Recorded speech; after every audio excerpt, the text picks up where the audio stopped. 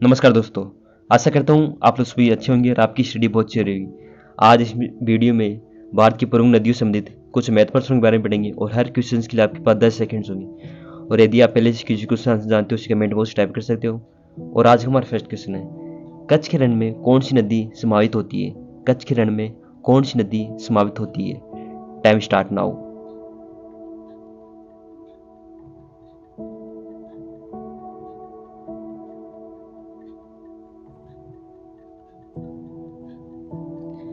और right answer is Kutch के रण में लूनी नदी समावित होती है। कच्छ के रण में लूनी नदी समाप्त होती है। और नेक्स्ट क्वेश्चन इज, भारत में सबसे ऊंची ज्वार वित्ती वाली नदी कौन सी है? भारत में सबसे ऊंची ज्वार वित्ती वाली नदी कौन सी है? Time start now.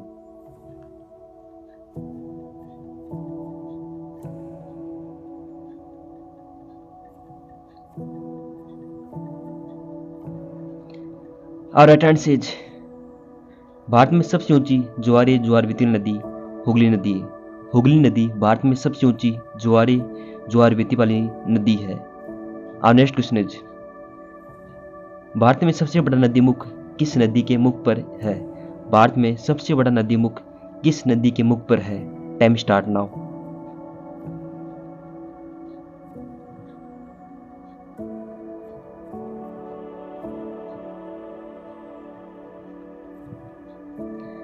और राइट आंसर इज, भारत में सबसे बड़ा नदी मुख हुगली नदी के मुख पर है। भारत में सबसे बड़ा नदी मुख हुगली नदी के मुख पर है। और नेक्स्ट क्वेश्चन इज, भारत की सबसे बड़ी चौड़ी नदी का नाम क्या है? भारत की सबसे चौड़ी नदी का नाम क्या है? Time start now.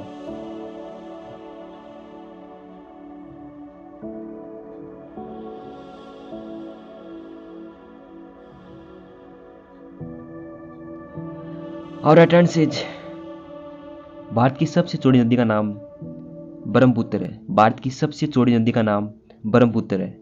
और नेक्स्ट क्वेश्चन इज, निम्नलिखित में से कौन सी नदी प्रारंभ में अरुण नदी के नाम से जानी जाती है?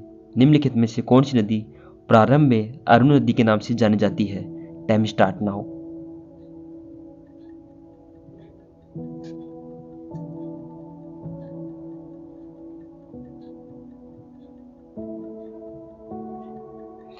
और राइट आंसर इज, कोसी नदी प्रारंभ में अरुण नदी के नाम से जानी जाती है।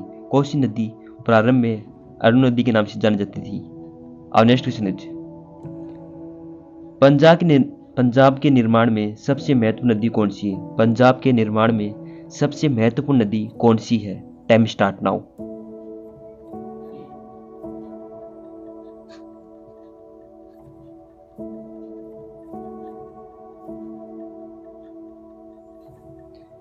और राइट आंसर इज, पंजाब के निर्माण में सबसे महत्वपूर्ण नदी सिंधु नदी है। पंजाब के निर्माण में सबसे महत्वपूर्ण नदी सिंधु नदी है। और नेक्स्ट क्वेश्चन इज, गंगा और ब्रह्मपुत्र नदियों के ताजे पानी में डॉल्फिन की एक प्रजाति पाई जाती है जिसे स्थानीय रूप से क्या कहा जाता है? गंगा और ब्रह्मपुत्र नदियों के ताजे पानी में डॉल्फिन की एक प्रजाति पाई जाती है जिसे स्थानीय रूप से क्या कहा जाता है? Time start now.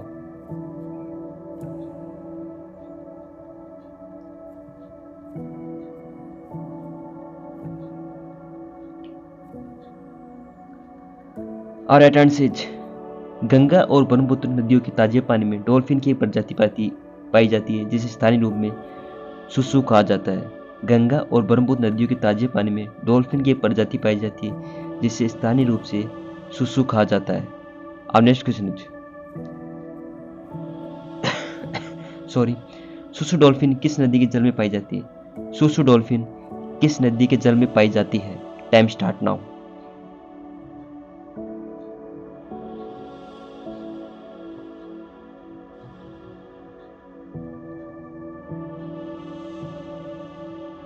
और राइट आंसर इज, सुसु डॉल्फिन गंगा नदी के जल में पाई जाती है। सुसु डॉल्फिन गंगा नदी के जल में पाई जाती है।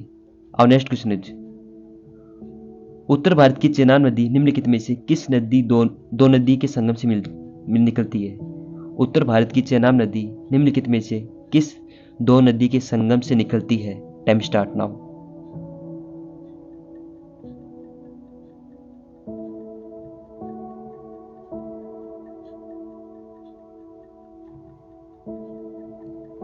और राइट आंसर इज उत्तर भारत की चेनाब नदी चंदर और बागा नदी के संगम से निकलती है। उत्तर भारत की चेनाब नदी चंदर और बागा नदी के संगम से निकलती है। और नेक्स्ट क्वेश्चन इज कौन सी नदी अमरकंटक की पहाड़ी से निकलती है? कौन सी नदी अमरकंटक की पहाड़ी से निकलती है? Time start now.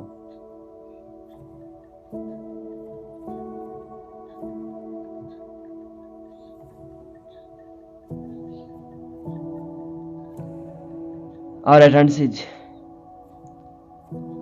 नर्मदा नदी अमरकंटक की पहाड़ी से निकलती है। नर्मदा नदी अमरकंटक की पहाड़ी से निकलती है। Thanks for watching. अब नेक्स्ट वीडियो मिलते हैं। जय हिंद, जय भारत।